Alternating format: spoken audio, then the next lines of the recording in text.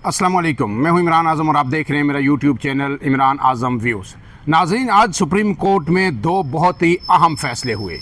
पहला फ़ैसला जनाब जस्टिस मंसूर अली शाह ने जो नज़रसानी है मखसूस नशिस्तों के हवाले से, उसके स्कोप के हवाले से एक आइनी नुक्ते की वजाहत की। जस्टिस मंसूर अली शाह, जस्टिस मोहम्मद अली मज़हर और जस्टिस शाहिद बलाल ने यह फ़ैसला दिया।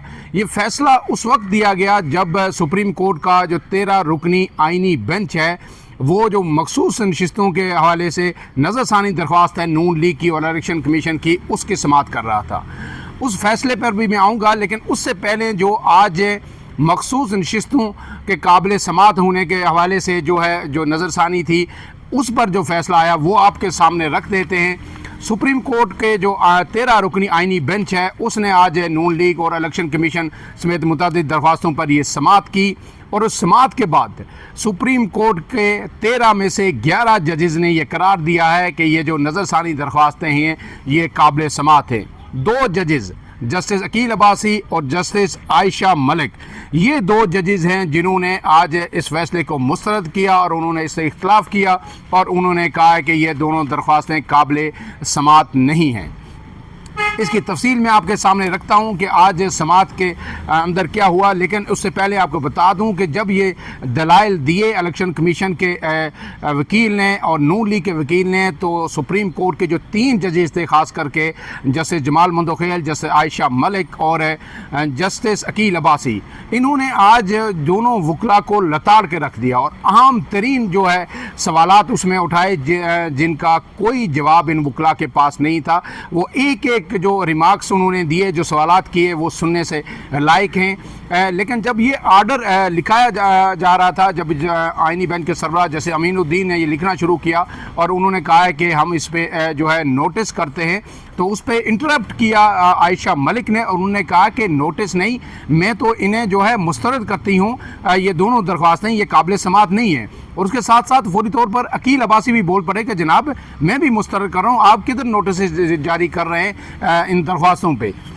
लेकिन उसके बाद जो है जो आइनी बेंच है उसके सरबराह ने कहा कि हम सिंपल नोटिस जारी कर दें। गोया 11 जजेज़ जो है उन्होंने उनके फ़ैसले से एग्री किया, जबकि 2 जजेज़ आयशा मलिक और अकील अब्बासी ने डिसएग्री किया। अब इस पर आगे हम चल के इस पर भी बात करेंगे कि जब इन 2 जजेज़ ने डिसएग्री कर दिया तो क्या ये आइनी बेंच टूट गया है, जबकि 2 जजेज़ ने क्लियर कट अपना फ़ैसला दे दिया और फिर उसके बाद नोटिस भी हो गए। ज़ाहिर है कल मज़ीद इसकी समाअत होगी, तो क्या ये 2 जजेज़ उस बेंच में बैठ सकते हैं या नहीं। इससे पहले जनाब मुख्तर फ़ैसला मैं आपके सामने रख देता हूँ कि सुप्रीम कोर्ट ने मखसूस नशिस्तों के फ़ैसले के ख़िलाफ़ नज़रसानी दरख्वास्तें मंजूर कर ली हैं। मैंने आपको बताया 11-2 की अक्सरियत से ये मंजूर हुई। अकील अब्बासी और जस्टिस जो आयशा मलिक हैं उन्होंने इस फैसले से इख्तिलाफ़ किया, लेकिन उसके बावजूद फ्रीकैन को नोटिस जारी कर दिए गए। अब इसमें जो तो इन्हें अदालत की इलेक्शन कमीशन की दरख्वास्त भी एक थी, तो उसे भी इसके साथ क्लब कर दिया गया और कहा गया है कि मखसूस नशिस्तों के फ़ैसले पे जो अमल दरामद नहीं हुआ। आपको पता है कि जस्टिस मंसूर अली शाह ने 12 जुलाई को गुज़श्ता साल ये फ़ैसला दिया था। अब तक मखसूस नशिस्तों के हवाले से उस पर अमल दरामद इलेक्शन कमीशन ने नहीं किया। इलेक्शन कमीशन मुख्तलिफ जो रिव्यू डालता रहा कि इसकी वजाहत की जाए, इसकी वजाहत की जाए। हर दफ़ा इलेक्शन कमीशन को वजाहत दी गई और बड़ी तसल्ली बख्श वजाहत दी गई, लेकिन उसके बावजूद इलेक्शन कमीशन आगे नहीं बढ़ा। तो इसको भी कहा गया है कि जनाब इसको साथ ही सुना जाएगा। इलेक्शन कमीशन को भी तौहीन अदालत का नोटिस नहीं जारी किया गया, सिंपल एक नोटिस जो है वो जारी किया गया।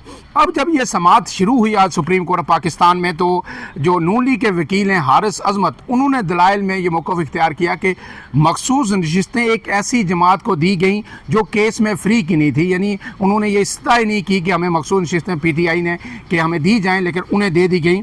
इस पर जस्टिस आयशा मलिक ने जो रिमार्क्स दिए कि इस नुक्ते का जवाब फ़ैसले में दिया जा चुका है, आपकी नज़रसानी की बुनियाद क्या है हमें वो बताएं। क्या सुप्रीम कोर्ट के फ़ैसले पर अमल दरामद हुआ था। जस्टिस अकील अब्बासी ने नून लीग के वकील को मुखातब करते हुए कहा कि फ़ैसले पर अमल दरामद न होने पर तौहीन अदालत की दरख्वास्त भी यहाँ मौजूद है।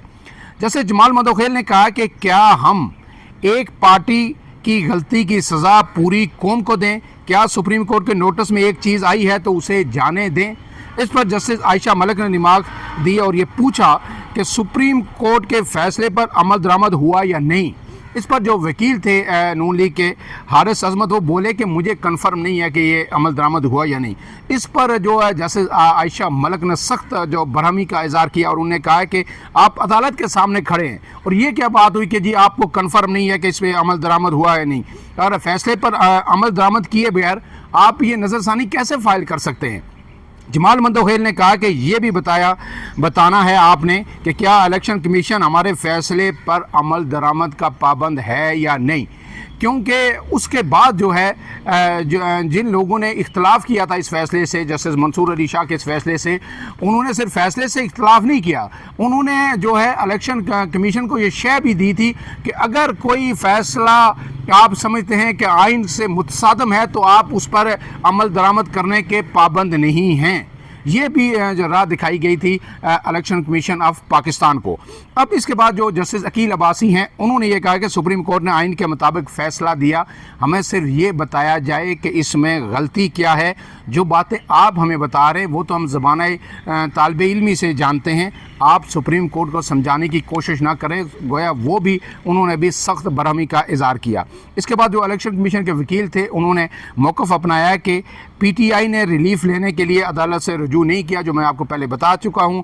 جسٹس جمال مندوخیل نے کہا کہ یہاں پہ سوال پی ٹی آئی کا نہیں ہے کہ پی ٹی آئی نے رجوع کیا یا نہیں کیا، سوال اس بندے کا ہے جو اپنے حلقے کی نمائندگی کر رہا ہے، ایک علاقے کا، ایک کنسٹیٹوئنسی کا مینڈیٹ ہے، اور جب وہ یہ کہہ رہا ہے کہ فلاں پارٹی میں جاؤں تو اسے کیسے روکا جا سکتا ہے؟ کہ آپ کہہ رہے ہیں کہ پی ٹی آئی کو یہ نشستیں نہیں ملنی چاہیے، یہ جو ہے سنی اتحاد کونسل کو ملنی چاہیے، تو جب ایک بندہ کہہ رہا ہے کہ میں فلاں پارٹی میں جاؤں، علاقے کے لوگوں نے اس پر اسے مینڈیٹ دیا، تو ہم اسے کیسے روک سکتے ہیں؟ جیسے ہاشم کاکڑ نے الیکشن کمیشن کے وکیل سے پوچھا کہ کیا آپ نے فیصلے پر عمل درآمد کیا ہے، ہاں یا نہ میں جواب دیں، تو وکیل الیکشن کمیشن نے کہا کہ ایک پیراگراف کی حد تک عمل کیا ہے، پورے فیصلے سے ایک پیراگراف کی حد تک۔